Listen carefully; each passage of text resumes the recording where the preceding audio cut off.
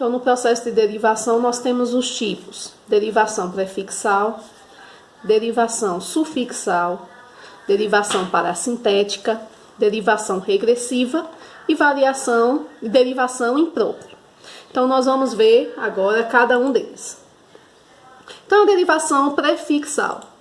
Então, como nós vimos lá nos afixos, o prefixo ele vai ser agregado ao radical da palavra na parte inicial dela. Então, aqui nós temos um prefixo des, que se acrescentou ao radical leal. Então, formou-se uma outra palavra que é desleal. Um outro tipo, infeliz, da mesma forma. Prefixo in que se agregou ao radical feliz e formou uma outra palavra. Desigual, da mesma forma, prefixo des, mais o radical igual, e aí formou desigual. Derivação sufixal, bem parecida também à proposta, porém, ela é acrescentada ao final da palavra. Então, cruelmente, radical cruel, mais mente que se agregou ao final da palavra. Chatice. Então, chato, ou chate, que é o radical, mais ice, que é o sufixo, formou-se chatice. Gentileza, gentil, o radical, mais eza, o sufixo, formou-se gentileza. Então, prefixos e sufixos são afixos que são agregados ao radical, alguns no início da palavra, que são os prefixos, e o sufixo no final da palavra. Então, vamos lá. Para a derivação prefixal e sufixal, ou seja, prefixos e sufixos agregados ao mesmo tempo na palavra. Então, aqui nós temos o exemplo. Desigualdade. Igual, o radical, e se acrescentou prefixo e sufixo. Só que, se eu tirar o sufixo, fica desigual. Fica a palavra com sentido real. Se eu tirar o des, o prefixo, fica igualdade. Também é uma palavra que existe, então tem sentido. Então, a derivação prefixal e sufixal é quando eu acrescento prefixo e sufixo, mas a palavra ela tem sentido se eu tirar qualquer um dos dois. Da mesma forma, infelizmente, tem aqui o prefixo in, tem o sufixo mente. Se eu tirar qualquer um deles, a palavra ela existe, então fica infeliz se eu tirar o sufixo, felizmente existe também se eu tirar o prefixo in. Então a derivação prefixal e sufixal acontece quando tem o prefixo e o sufixo, mas a palavra tem sentido se eu tirar qualquer um deles. Outro tipo é a parassintética. A parassintética é bem parecida com a derivação prefixal e sufixal, porém ela não existe se eu tirar qualquer um dos termos. Então, eu acrescentei um prefixo e um sufixo aqui. Então, o radical é vergonha. Então, eu acrescentei o prefixo em e o sufixo dos. Aí fica envergonhados. Mas, diferente do tipo anterior, eu não posso tirar um dos dois, porque senão fica sem sentido. Envergonha, vergonha. Então, fica sem sentido. Não tem um sentido completo se eu tirar isso daí. Vergonhados também não tem um sentido muito legal. Então, para ter sentido completo, eu teria que ter o prefixo e o sufixo ao mesmo tempo. Da mesma forma, empobrecer. Pobre é o radical. Empobre não tem essa palavra. Pobrecer também não tem um sentido muito interessante. Então, aqui, voltando só um pouquinho aqui,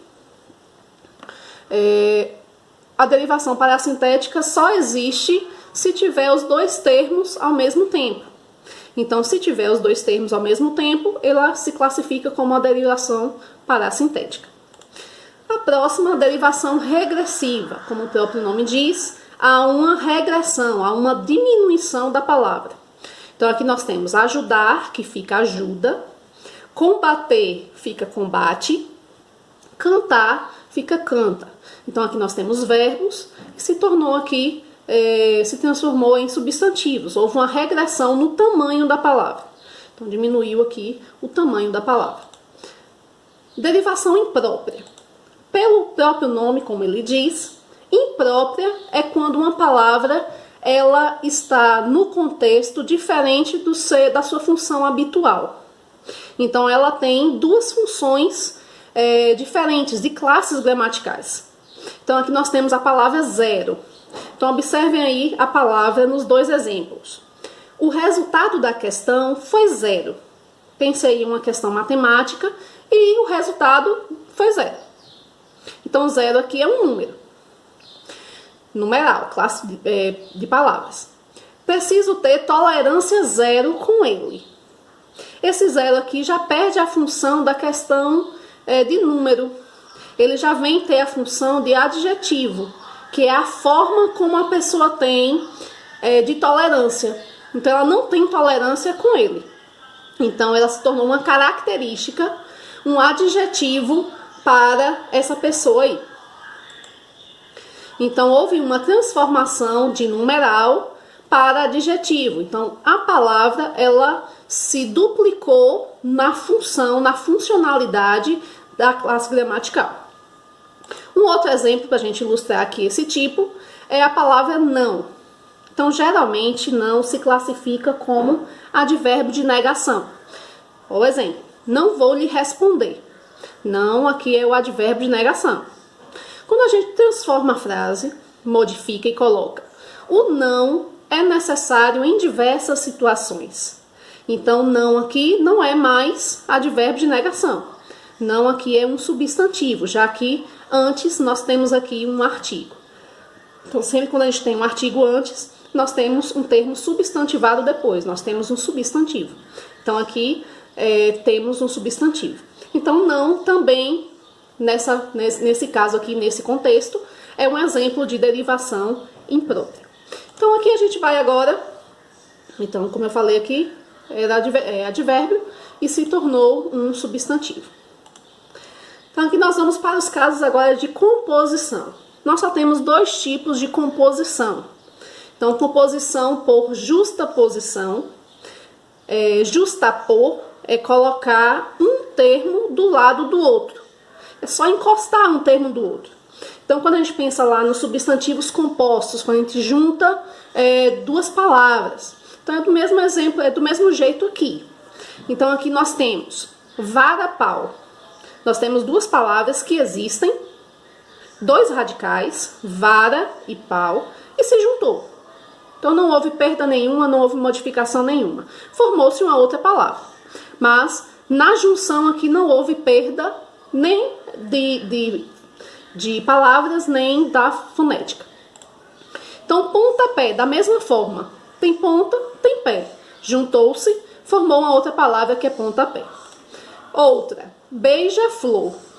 Beija, uma palavra, flor, outra palavra, juntou-se e formou beija-flor. Ao notar aqui, uma observação é que algumas palavras têm hífen, outras não têm.